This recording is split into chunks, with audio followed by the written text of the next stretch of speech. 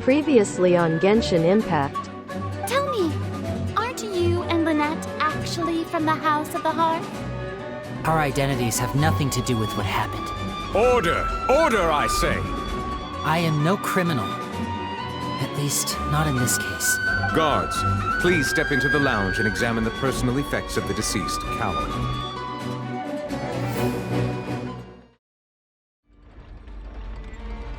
We are still examining the items, but we have already made critical progress that we feel must be shared with everyone post-haste.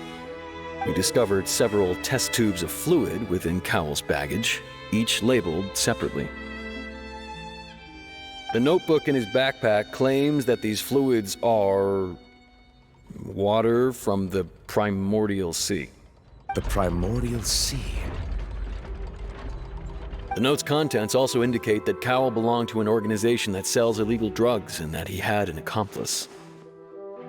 The notebook has many entries concerning safe usage of these fluids, in which the keyword dissolve appears many times. One of these tubes was labeled Opera Epiclese, along with yesterday's date. It is empty. The notes also state that these dissolution properties work exclusively on people from Fontaine. It's likely that Halsey was chosen as some sort of test subject. As such, we believe that the defense's hypothesis is, in fact, supported by sufficient evidence. You've got to be kidding! People dissolving into water? Could something so ridiculous actually be true? Wait a moment. This reminds me of a certain prophecy, but it's just a coincidence, isn't it? Huh. If people can become water, does that mean that the water tank's real use was as a means to hide water stains? And if Cowl was targeting that girl... Wait just a minute. Could that mean... You two, with me, quick! Demoiselle, wait! What about your partners? Let's go. Just trust me. Order! Order! It is undeniable that further examination of the deceased's personal effects has yielded some surprising results, but we cannot yet verify the veracity of these clues. Still, let us assume that these clues are indeed authentic, albeit with the understanding that Ms. Halsey has yet to be found. Guards, please continue examining the items along these lines. Mr. Linny, it appears your hypothesis is supported by the evidence, so please continue speaking. Of course. Thank you, Your Honor.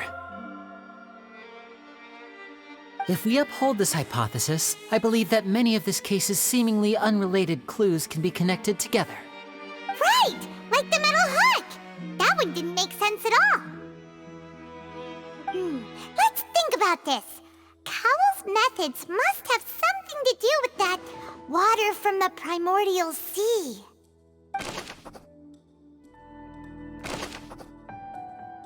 Now it seems like the hook rope was not meant for another magic trick, but was instead some form of triggering mechanism. The water from the primordial sea should already have been prepped before Halsey entered the magic box. I remember there was something else within the inner layer of that box.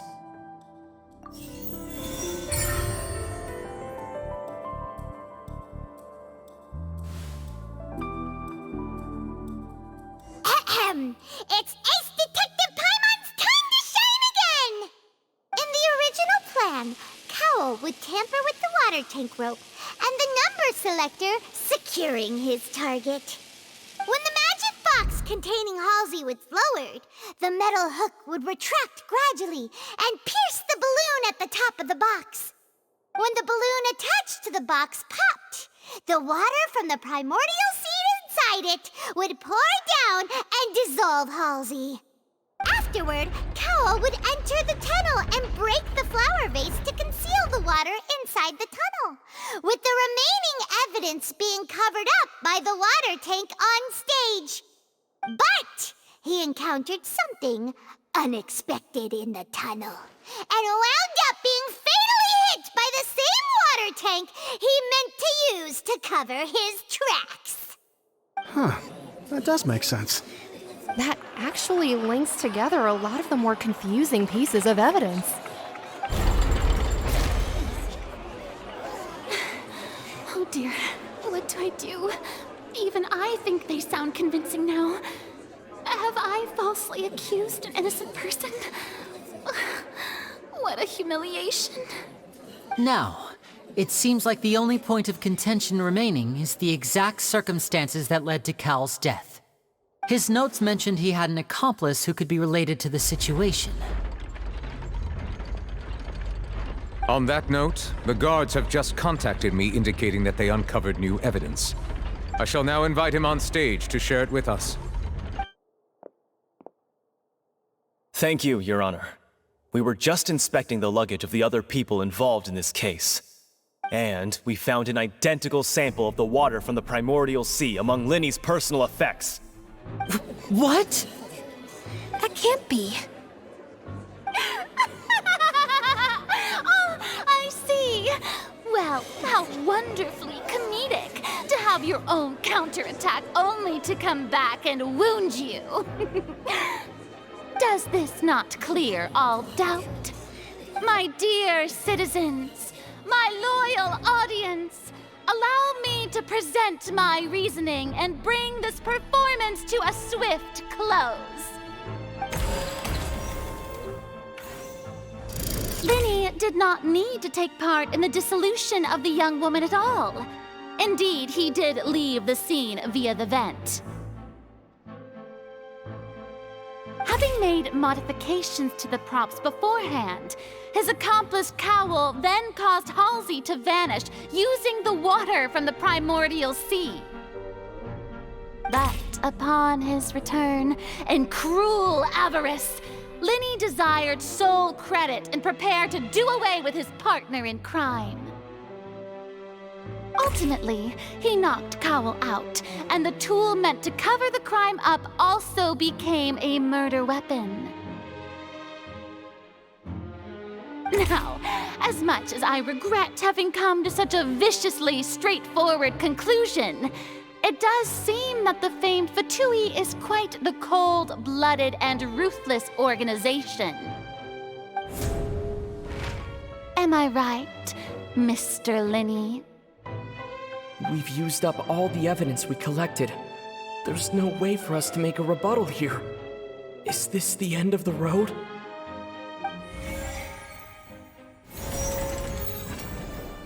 Oh no! Paimon can't think of anything either. It doesn't look like there's any way around this. Seems using the water as new evidence was too good a move. Oh, why did this have to happen now?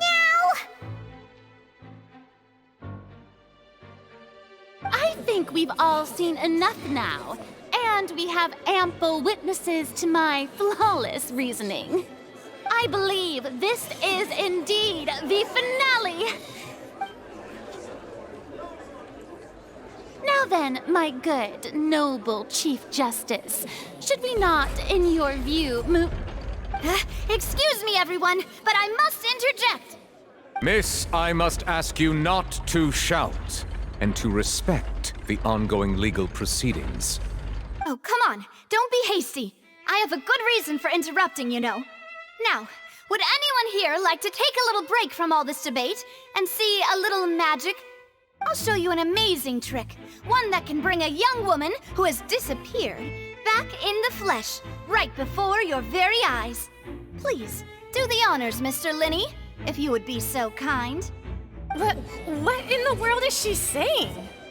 No offense, miss, but miracles like that are beyond my scope as a magician.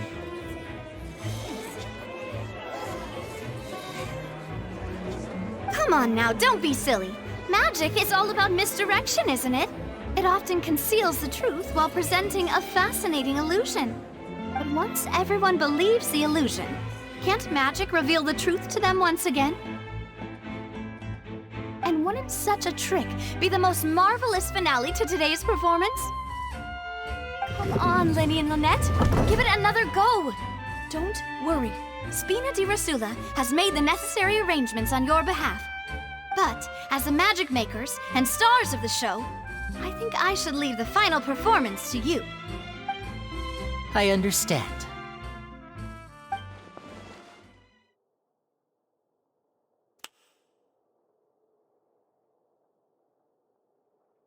And voila!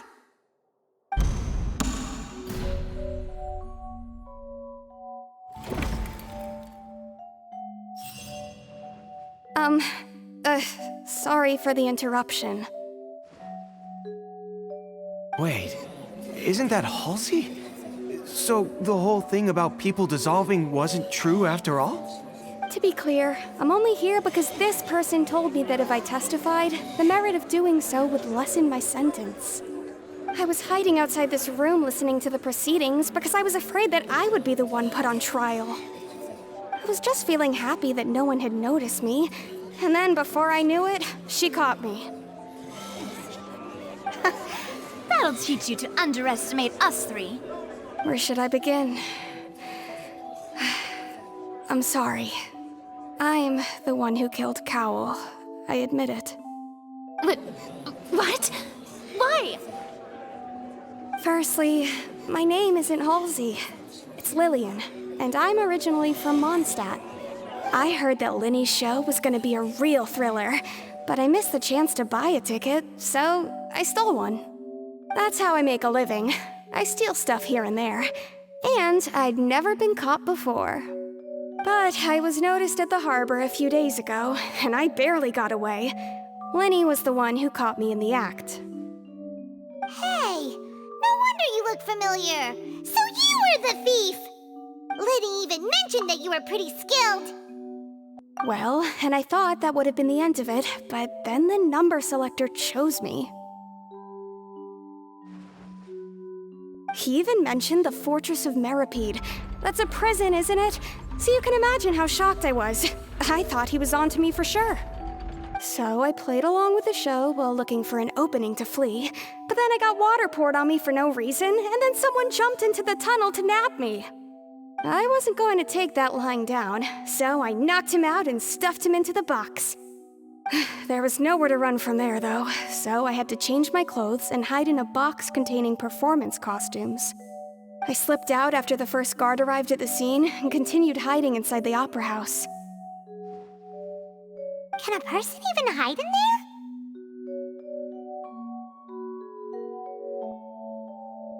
But I swear I didn't know that the water tank would fall down. Really, I swear it. Had I known that, I wouldn't have put him in the magic box. I may be a thief, but I'm no killer. Well, that makes everything pretty clear now, doesn't it? This time, we need to tell the entire story from Lily-Ann's perspective.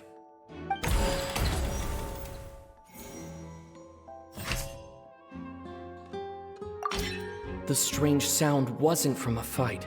It was Lily-Ann's attempt to break out when she was frightened. Lily-Ann was afraid that she would be recognized if she left, so she changed clothes and hid, biding her time. Just what one might expect of an experienced thief. The flower vase was not broken to cover anything up, but was smashed during the struggle between Lily-Ann and Cowl. And it's Ace Detective Paimon time! Having been selected out of the blue, Lily-Ann panicked. Her panic only intensified after she entered the tunnel and had water poured on her head. So she kicked the door open, producing the thud we all heard. Hearing the commotion, Cowl leapt into the tunnel, only to discover that Lily-Ann had not dissolved. He did not know that Lily-Ann was not from Fontaine, but was a thief who made her way in by stealing a ticket. Mistakenly believing that the water from the primordial sea needed time to take effect, he tried to force Lily-Ann back into the box. The two broke the flower vase during the struggle, but Lily-Ann came out on top, knocking Cowl out and putting him in the box. With no way of escaping, she changed her clothes and hid in the costume costume trunk until the performance ended.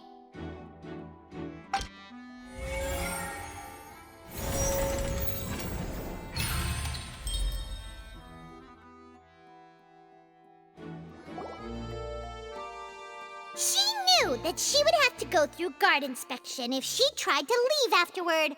So, she has been trapped in the Opera House these last 2 days.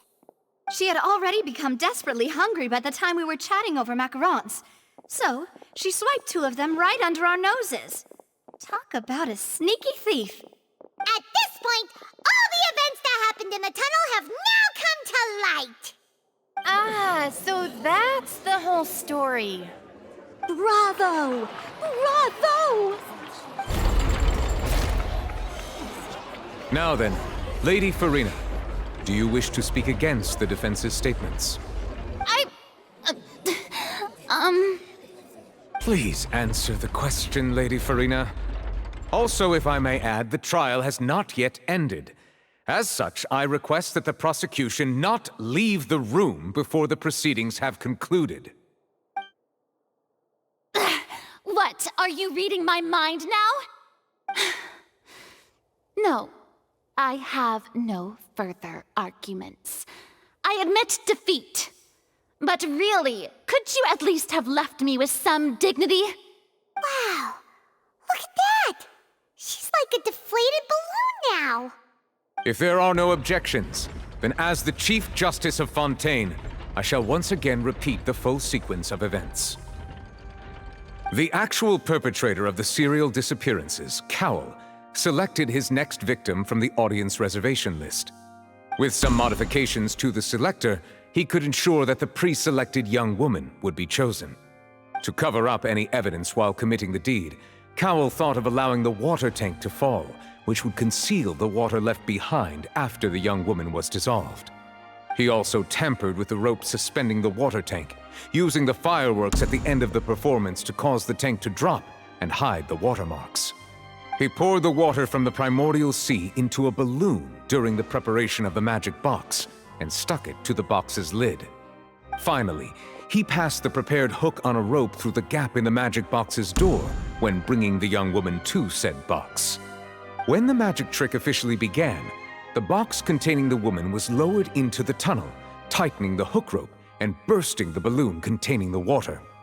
If all had gone to plan, the young woman would be dissolved at this time. However, Lillian was not from Fontaine and thus fled the box with a loud noise. Realizing that there was trouble, Cowell entered the tunnel and met Lillian.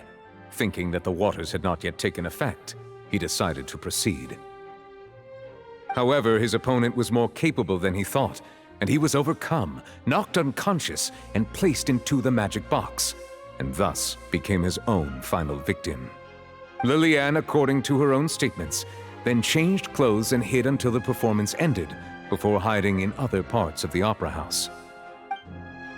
As for Linny, he was in the underground structures within the opera house, and was thus ignorant of these happenings. From this reconstruction of events, we can conclude that Linny, the accused, is in fact innocent. While there is much in Linny and Lillian's conduct that should still be investigated separately, this case, at least, can be handed over to the Oratrice to make the final decision.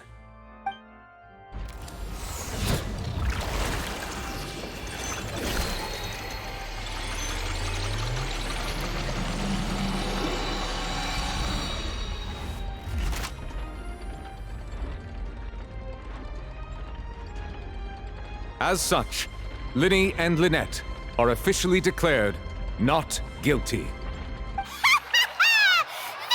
for Ace Detective Paimon! Great work, partners. Thank you all. Thank you so much. Next, I think we deserve an explanation, Guard Vaughn. How did you find the water from the primordial sea in Linny's baggage? Right! Your discovery caused me to make a serious mistake, you know.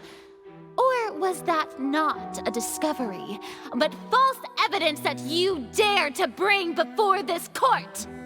I suspect that the accomplice mentioned in Cowell's notes was not Linny, But you, yes?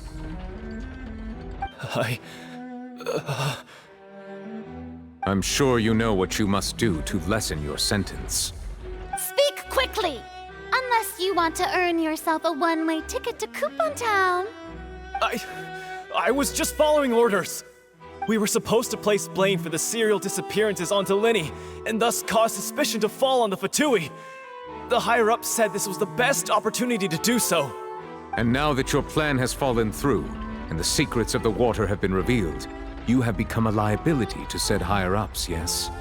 Therefore, you would be wise to tell everything you know, and seek the protection of the guards. Yes, I'll tell you everything I know. Our boss discovered that the water can cause people to dissolve. It can also be made into a potion, which when extremely diluted, can cause people to experience unforgettable exhilaration. We've been in this business for a while now, and have made decent more off it. The disappearances were also the boss's idea. I mean, this is the boss we're talking about.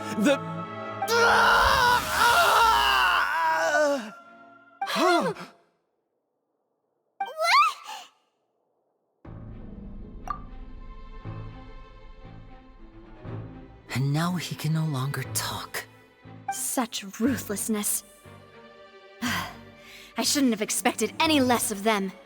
An outrageous act. All present, please submit to inspection immediately.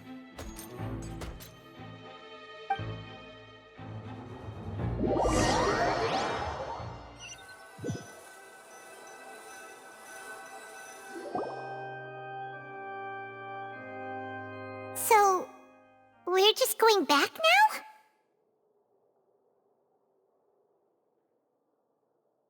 That's true, but... Traveler, Paimon! Please wait.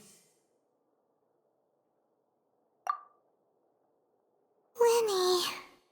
I know you may not want to speak to me right now. Maybe you don't even want to look at me. But still, let me thank you again for defending me to the end, even after you learned that I'm a member of the Fatui.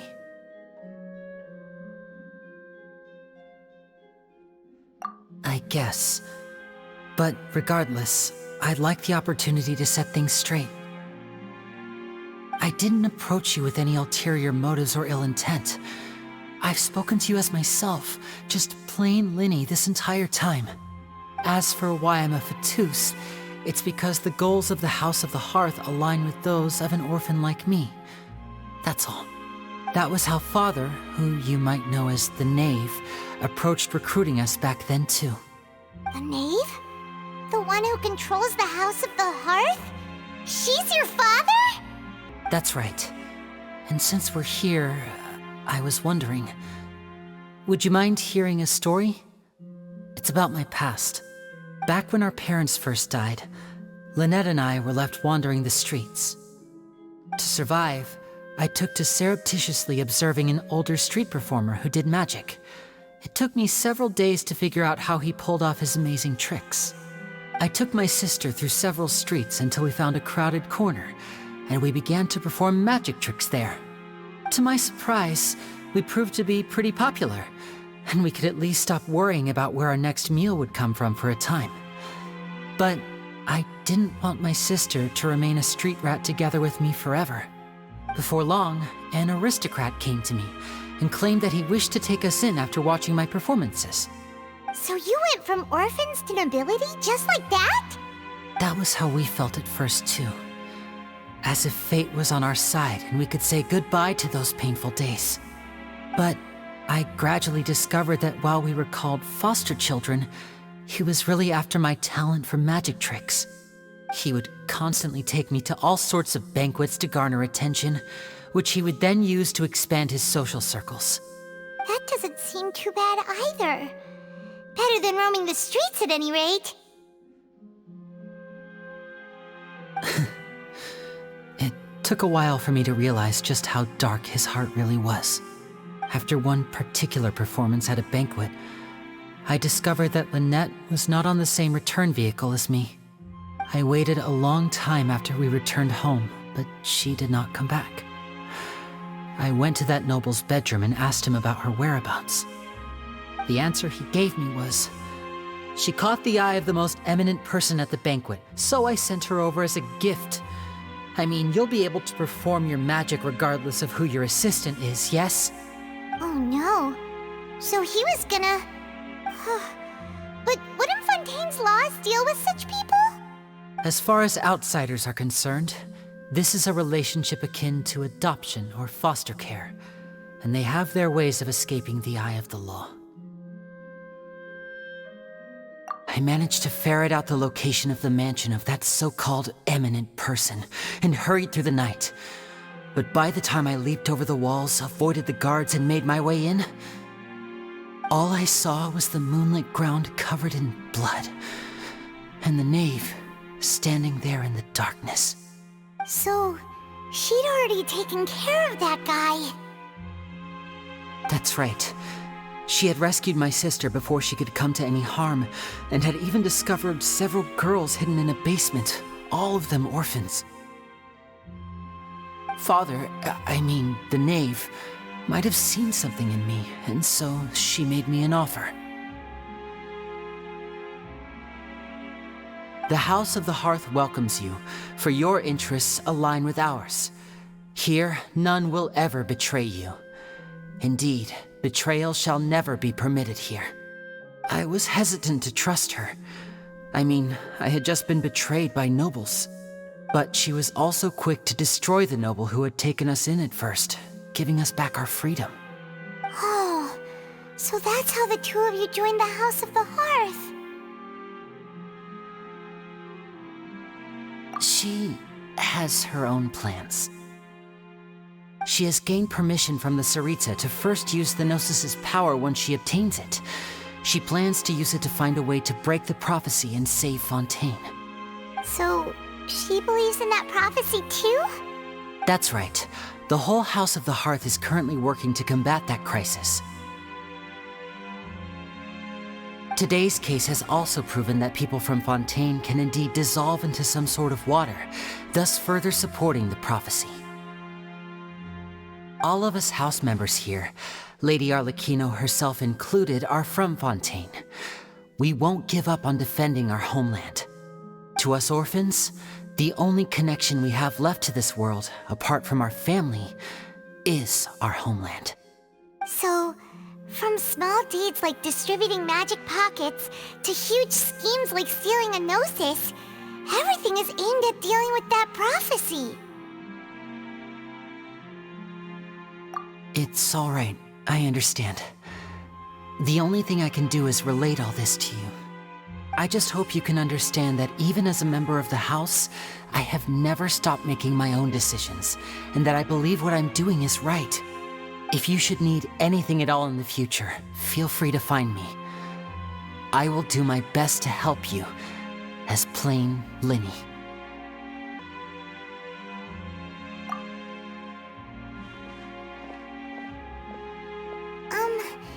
Bye, Linny!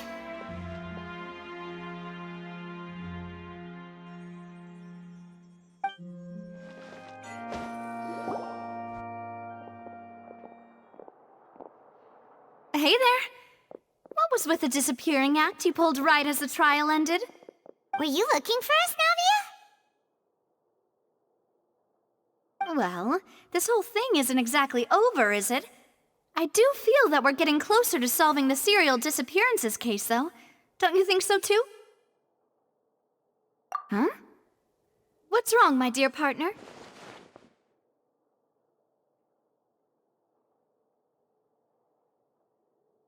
Besides, are you sure we're the ones who can crack a case that's been cold for decades now? And given that there's new evidence from the trial, there should be a trail of breadcrumbs for the Hydro Archon's people to follow now, right? Ah. I see. Well, I won't lie. I'm a little shocked to hear that from you. But I suppose you are just travelers who have only arrived in Fontaine after all. Sorry. I might have been too presumptuous. Don't say that, Navia. Ah, and we were having so much fun investigating with you, too. Wait, shall we have a farewell meal? You know, to commemorate our time as partners? Huh? Do we really need to get that formal? Well, guess you really did treat us as partners, huh? Anyway, it would just be a meal, so it shouldn't take up too much of your time.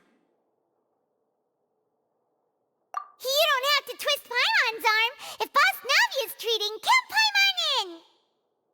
Oh, wonderful. In that case, why don't we return to the Court of Fontaine and head to the Hotel de Boer? I believe we'll make it just in time for dinner. All right then, let's have our farewell